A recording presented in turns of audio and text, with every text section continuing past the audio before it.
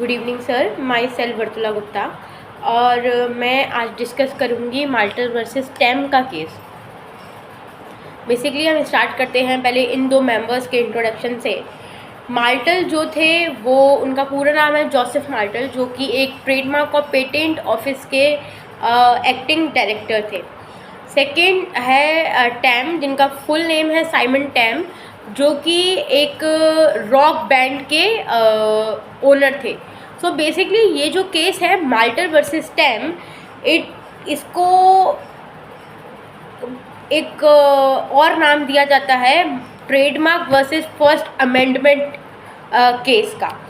ये केस जो है वो यूएस सुप्रीम कोर्ट में 2017 में रजिस्टर्ड किया गया था। बेसिकली ये जो केस है इसका इंट्रो ये है, साइमन टैम जो कि एक म्यूजिशियन आर्टिस्ट थे द स्लेंट्स रॉक बैंड कंपनी के। स्लेंट्स जो है वो उनकी रॉक बैंड कंपनी का नाम है।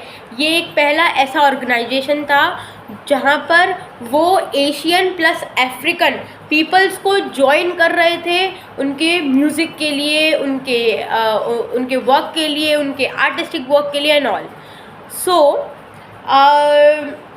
मिस्टर टैम ने सोचा कि मैं अपना ये जो ब्रांड का नेम है द स्लेंट वो रजिस्टर्ड कराता हूँ ट्रेडमार्क से। जब वो रजिस्ट्रेशन के लिए गए तो ट्रेडमार्क ने उनको डिनाई कर दिया कि हम इस आपका जो कंपनी का नेम है द स्लेंट्स, इसको हम रजिस्टर्ड नहीं करेंगे। क्यों नहीं करेंगे?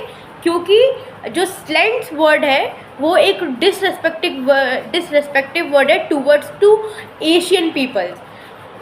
स्लेंट्स का मतलब होता है कि आप किसी के जेंडर, एज और उनके कलर पर बात कर रहे हो, मतलब एक तरीके से डिस्क्रिमिनेशन कर रहे हो। टैम ने उन्हें बहुत समझाया, मिस्टर टैम ने, बट ट्रेडमार्क ने उनकी अपील रद्द कर दी थी।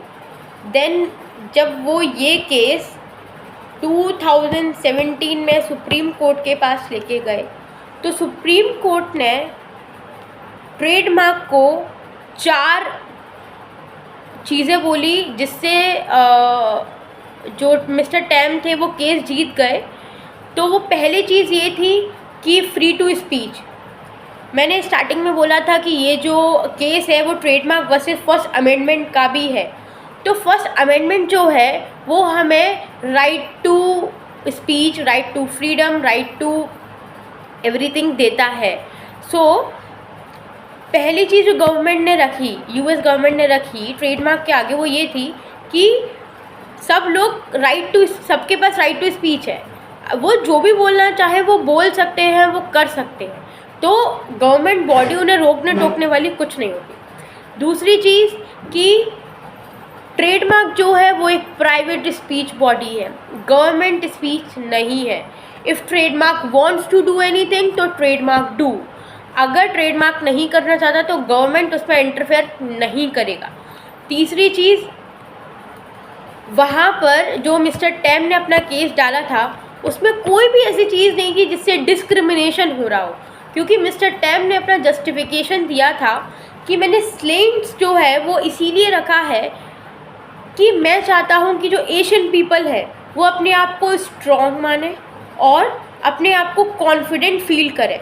मेरा जो कंपनी है, जो स्लेंट्स है, वो एक ऐसा रॉक बैंड है जहाँ पर अफ्रीकन और एशियन पीपल साथ में रह के काम करेंगे। जबकि जो मिस्टर टैम है, साइमन टैम, वो खुद एक एशियन प्लस अफ्रीकन ब्रिंगिंग से आए हुए हैं, बट ट्रेडमार्क ने उनकी बात नहीं सुनी थी। ओके, देन गवर्नमेंट ने 4th पॉइंट उनके आगे ये रखा कि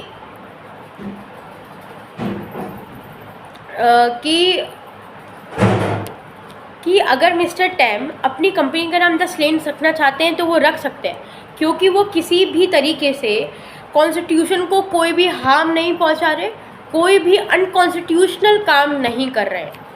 देन इन 2017 मिस्टर टैम जो थे वो केस जीत गए थे और इसमें